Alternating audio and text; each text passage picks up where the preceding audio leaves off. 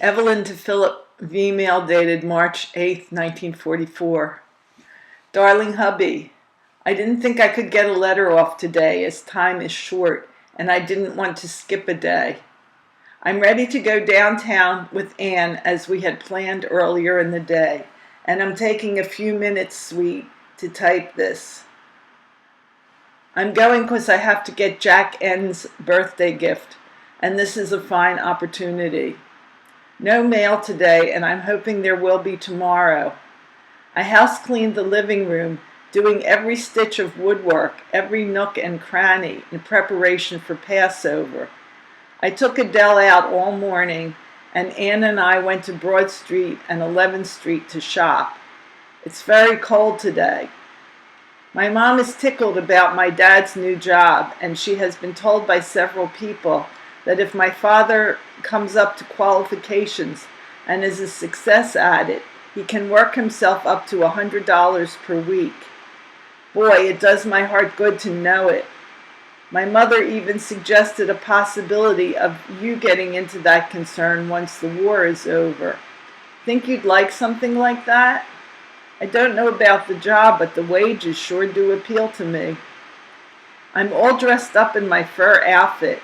It feels good to really dress up once in a while. I wish I could do it at least once a week. Well, sweet, I really must dash if I'm to keep my appointment. I have to work all day tomorrow, but I'll try to get a long letter in somehow. Mind if I add the oft-used, never-worn phrase, I love you, darling. Just once more? I do, you know, and just for extra measure, I'm sending all my kisses. Adele's too. She sings herself to sleep with this tune. Ah, ah, da, da. Shows you how much she thinks of you. Good night, Angel. Your Ev. Philip to Evelyn, March 8th, 1944. Darling Ev, just received a gratifying pile of mail. They are your letters of 12th, 13th, 14th, 17th February, with Jack N's enclosed, your birthday card, and Jack N's of 5 and 6th February. Your letters, sweet, are both informative and tender, and could I only do so, I would kiss you for each and every loving thought. Jack's letter is the usual mixture of wit, sentimentality, and information written in his usual clever manner. It is 6 pages of very delightful reading, which is just about 3 pages more than he usually favors me with. He flatters me unmercifully on my knack for letter writing and applied adjectives to my furlough letters out of all keeping to their actual worth. However, I won't say it's unpleasant to know that he holds me in so high esteem. From the tone of his letter, he evidently considers you one of the world's finer women and takes no pains to hide his affection for you. In that respect, Chippy, he is only one of the mob. He makes no bones either about his latest love. The quotes indicate that I'm still skeptical, but for his sake, I hope it's not the customary one-sided affair. His Adeline would do well to recognize the worth beneath that rather plain exterior. I mean to answer his letter immediately after I finish this one. First, I'll deal with the enclosures. The dress ads. I thought both styles very attractive, especially the black and white check. Too bad the quality was inferior, because I certainly would have loved to see you in that particular dress, Chippy. The Hollywood print would be a radical change from the type you have been accustomed to wearing, and while it looks mighty attractive in the drawing, I'd want to see it on you before I would commit myself. While we're on the subject, you never did tell me what you thought of my idea of a hat to go with your new fur coat. Is it because you didn't think much of the idea that you failed to mention it in any of your subsequent letters? Hal Cohen certainly is a good-looking lad, but he better be if he expects to stand a chance with our Adele. Wish I could have been there when the Cohens visited. Bet the kids were more fun than a circus. Delighted to hear that Dad got himself such a swell position. I can well appreciate how happy you must all be at the break.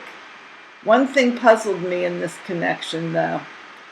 I can understand that the Powers will need new furniture, but in the same breath you say, us, need to completely furnish a house? Maybe I'm crazy, but I thought we had just about everything but that elusive coffee table, and perhaps a couple end tables and accessories.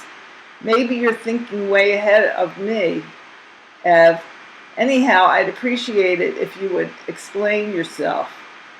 Sorry to learn that you haven't had the opportunity to visit Claire Pruitt yet, due to Adele's and your own recent indisposition, but it's enough for me to know that you have it in mind. I know I can depend on you to fulfill your promise in this respect at your earliest opportunity, sweet. Your paragraph about the pumpkin and the Fromers made a very charming picture. I begin to understand why our daughter is lionized by all the neighbors. Your precious daydreams, and you had better keep them such, about joining a USO entertainment unit in order to get over here are just so much foolishness, of course, but the very thought that you think in that vein thrills me to the core. Tell me more, sweet. I love it.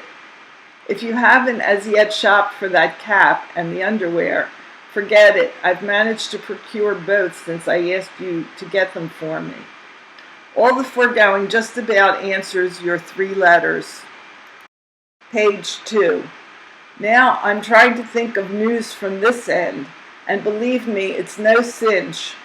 I think the one big item is the direct reaction of the guys to the news in the Stars and Stripes that a bill has been introduced in both the House and Senate to award a bonus to us GIs on the basis of $3 a day for domestic service and $4 a day for foreign service, with a maximum of $4,500 per man. Well, you can just imagine what effect that bit of news had on us. Or can you? For the remainder of the day, and even today, it is just about the sole topic of conversation and discussion.